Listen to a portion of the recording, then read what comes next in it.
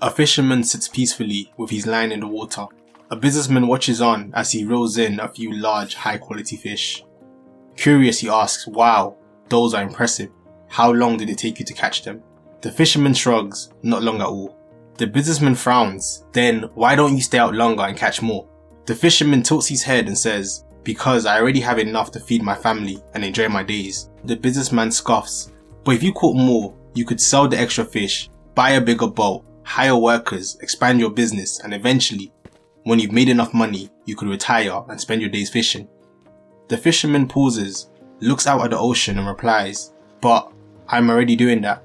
Now this might sound like a simple story, but it's actually one of the biggest traps we fall into when it comes to work. We're taught that success means constantly chasing the next promotion, the next raise, the next milestone, until one day we finally make it and get to enjoy life. But here's a crazy concept: what if work could actually be enjoyable?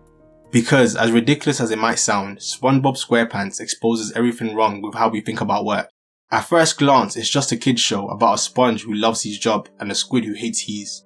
But if you look closer, SpongeBob and Squidward perfectly represent two career paths, one leading to growth, fulfillment and skill building, the other frustration, stagnation and resentment. And trust me, I felt both.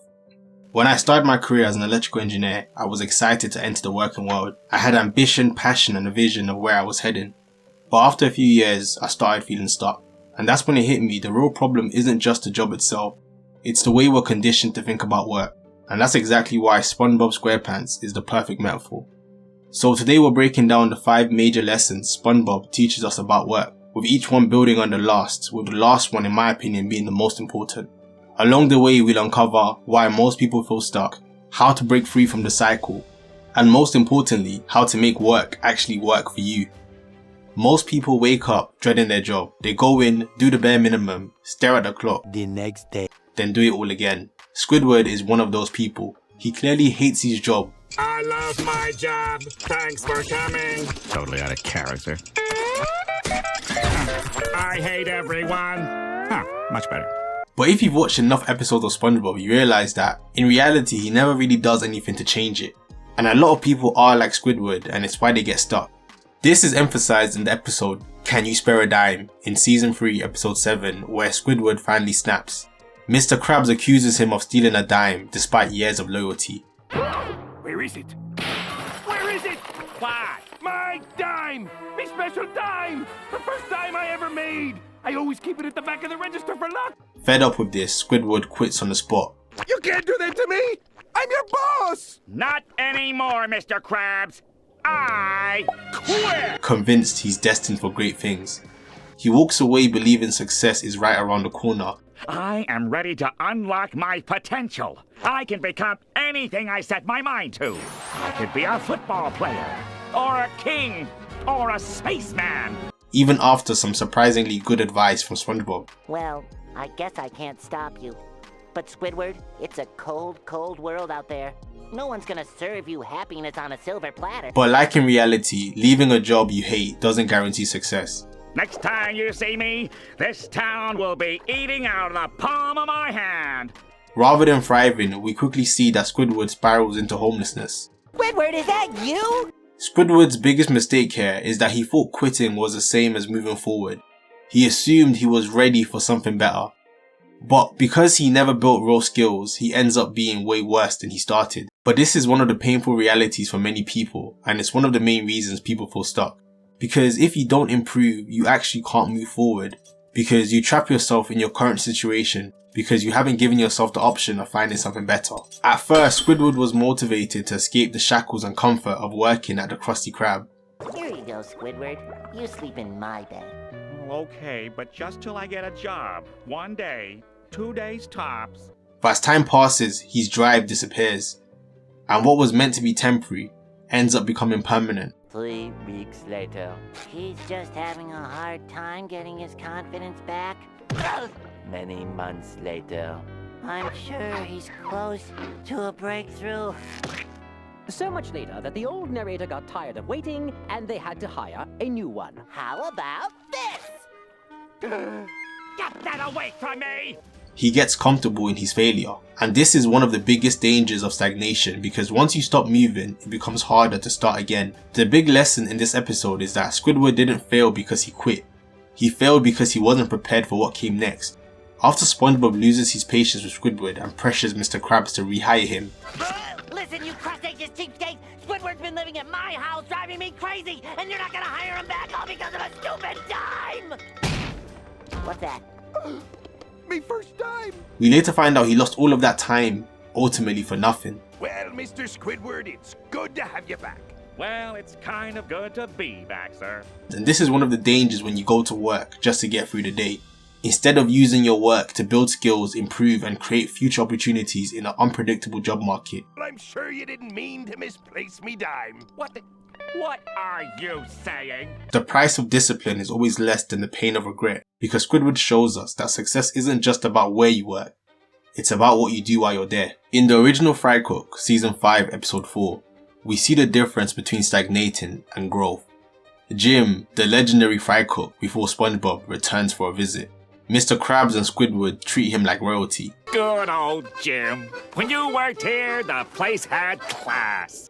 Reminiscing about his insane skills and the good times they had together. SpongeBob initially excited to meet him. The Jim? He who flipped Krabby Patties in the before time? Suddenly starts to doubt himself after seeing the difference in their abilities. What's so great about a Jim Patty anyway? It's okay. Please critique my work. I wish to learn at the feet of the master. Jim's next level culinary skills make SpongeBob feel like he's not good enough. And while SpongeBob is learning and gaining all he can from this opportunity, Squidward couldn't care less. He does admire Jim, but he certainly doesn't try to learn from him. The episode ends with SpongeBob learning why Jim left the Krusty Krab. We should open our own restaurant and stop lining Old Man K's pockets. No thanks. I'm just doing this until my clarinet career takes off. What if it never does? Don't you want to have something to fall back on? Yeah, ha! I could lose my beautiful flowing hair too, but I'm not buying a wig yet. He clearly wanted more than Mr. Krabs was willing to provide. He knew his skills were worth more than Mr. Krabs would ever pay him. I need more money in my paycheck at the end of every week, capiche?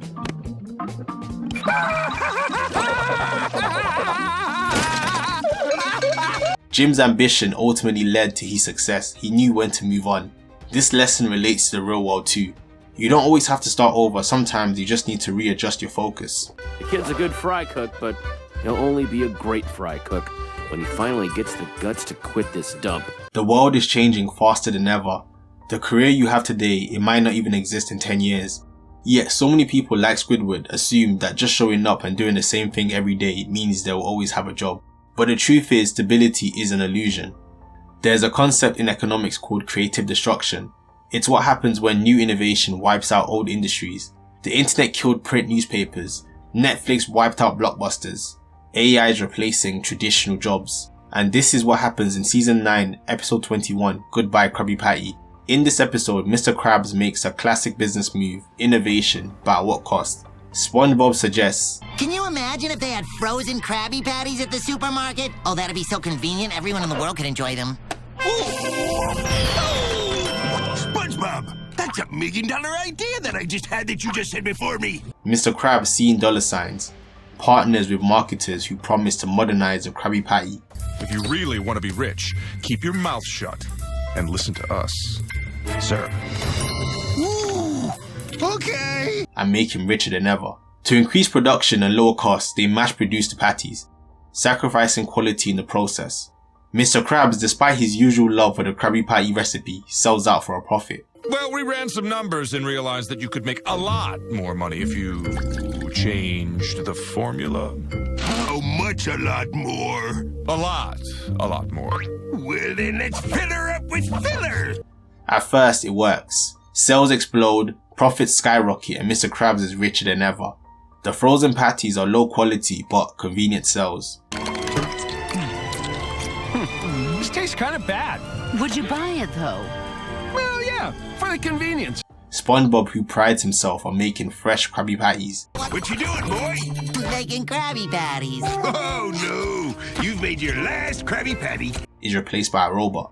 The frozen patty industry makes traditional Krabby Patties obsolete. The Krusty Krab is turned into a museum mocking the old ways of doing things. SpongeBob is initially able to adapt, but over time he loses his sense of purpose as his craft has been turned into a joke. Squidward, on the other hand, is one of the casualties. Well, do I get rehired for a new job at the museum too? No, you're just fired. What? A clear example of failing to evolve and future-proofing yourself against change. This episode highlights the truth that the smartest people aren't just working, they're paying attention. Frozen Krabby Patties are made with sand! That was cute when you were rich. I'm out of here. They're studying the trends within their industry, they're building adaptable skills, and they position themselves for the future. But how did you get these customers to eat Krabby Patties? They know they're filled with sand. The frozen ones are, but these are made fresh. And here's how you can do the same. Stay informed on industry trends. Pay attention to where the world is going, not where it's been. How about we partner up and I become your boss and pay you minimum wage while I work you mercilessly? What do you say? Yeah! The Krusty Krab is back in business. Because the world doesn't stop evolving. So ask yourself, are you working towards something meaningful, or are you just working? Because those who future-proof themselves will always have the upper hand. Squidward, what are you doing here? I thought you were off following your dreams. I was. They turned out to be nightmares. Apparently, you need more than 17 years behind a cash register to be qualified for dreams. We're often told that if you work hard, stay dedicated, and excel at your job, you'll be rewarded. But the reality is, hard work alone doesn't guarantee career progression. And SpongeBob learns this lesson the hard way. In Season 12, Episode 15, Boss for a Day, Mr. Krabs gets injured and has to pick someone to run the Krusty Krab. His options are limited, it's between SpongeBob and Squidward. Wait, Mr. Krabs, who's in charge while you're out?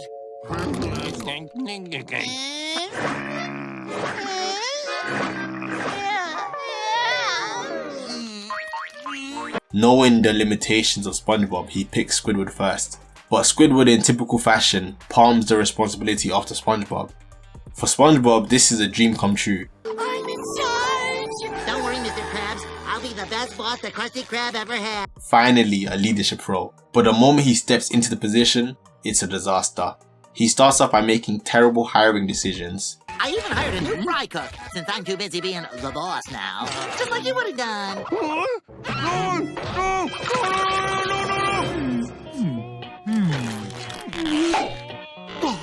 He then goes on to micromanage everything, making work miserable for Patrick. No,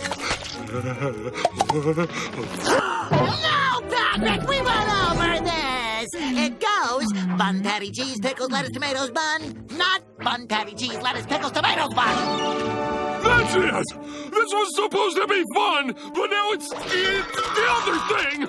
I quit! With Squidward quitting on the spot, Mr. Squidward, it's not time for your break. I'm taking a permanent break from you!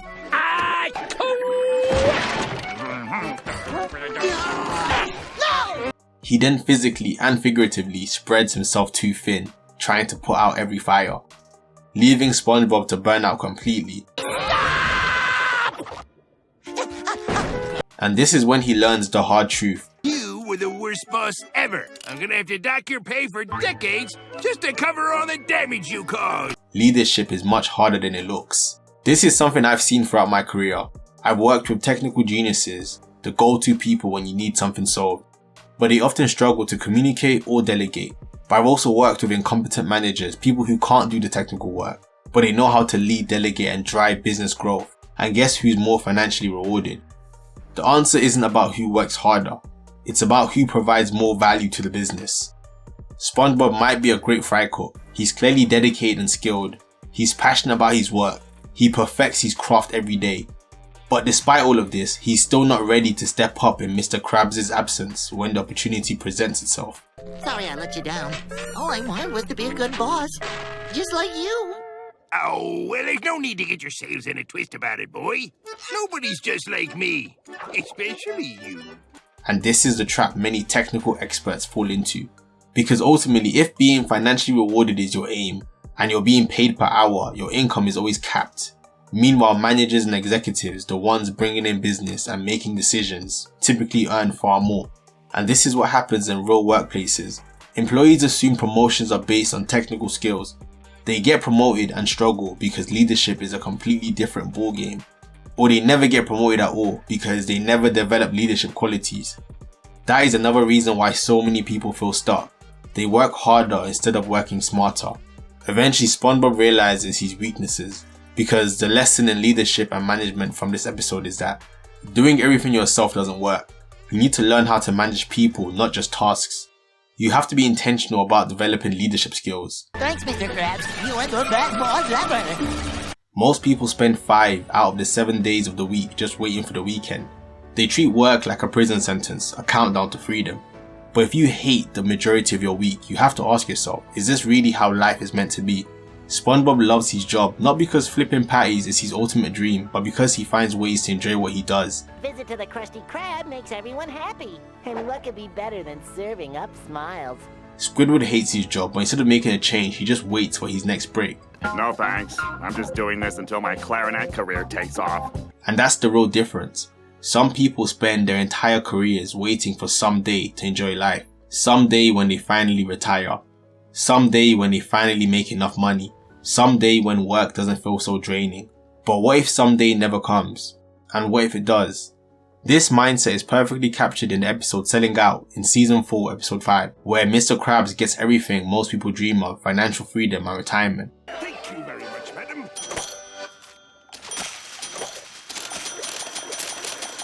I feel so alive. One day, the president of a major franchise company visits the Krusty Krab with an offer.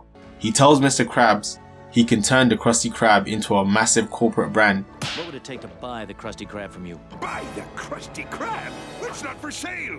You know, I may not make as much as your fancy schmancy mega restaurant chain, but it's the blood, sweat, and tears of a hard day's work. It's not about the money. Holy sweet mother of pearl! I like the way you think, Blandy. But then he sees the money involved and he decides to sell the Krusty Krab instantly. Sold! Give me my money! The new corporate owners immediately take over and change everything. They replace Mr. Krabs with a business executive, who then goes on to remove the personal touch, automate everything and turn the Krusty Krab into a soulless franchise. At first, Mr. Krabs doesn't care. He's living the retirement dream. First stop, the new Hook Museum. Then maybe I'll... the Krabby-O Mondays. Not the name I would have chosen. But that's all behind me now. He plays golf. Wait a minute. I hate golf. But here's the problem. Once he does everything he thought he wanted, he runs out of things to do. And suddenly he has no purpose. Mr. Krabs, like many, believed escaping work was the goal. Dad, isn't there something you need to do? Well, actually, I was hoping you and I could do something together. Get out! That's it, Dad. Get a job, get a hobby, or get some friends, because I can't take it anymore! But without work, he feels empty. He eventually visits the new Krusty Krab, curious to see how it's doing. Help wanted. And what he sees horrifies him. What's going on around here? The soul of the business is gone. The food is mass-produced garbage. The personal touch is gone. Where's the love? SpongeBob! What happened to the Krabby Patties? I tried to tell them, but they wouldn't listen to me! This is obscene! The cash register is now automated. Your change is $1.75. Automated cash register! Which is his final straw. And this is the moment he realizes the truth. He never actually wanted to stop working. I'll show you, automated! Mr. Blandy, Code Red, Freethinker! There's a reason why some of the longest living people never truly retire. They follow a Japanese concept called Ikigai. Ikigai is about finding meaning in your work no matter what you do. Mr. Krabs, is there a problem here? You better believe there's a problem. I used to kiss the ground you walked on, Blandy. But after seeing this, I wouldn't even spit in your direction. Because purpose isn't about escaping work. It's about doing something that actually adds value to your life.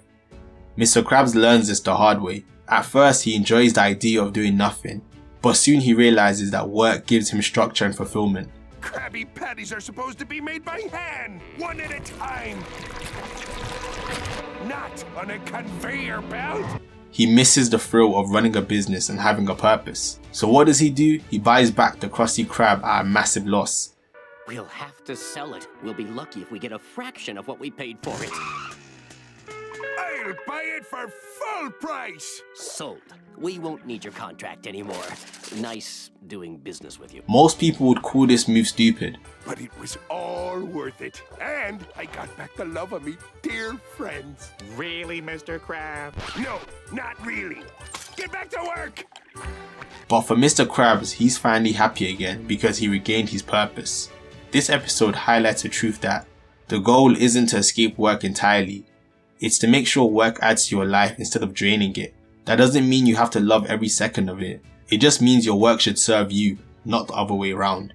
So if work is going to take up most of your waking hours, make sure it's something that brings purpose, growth, or fulfillment. If you made it this far and you enjoyed this video, then please leave a like. It would mean a lot and it would let me know that this video was worth making. Let me know in the comments below which character you relate to the most. And subscribe for more deep dives and good content like this. And as always, thank you for tuning in to RABBYTEQ, the channel where we navigate life in the 21st century through the lens of modern technology.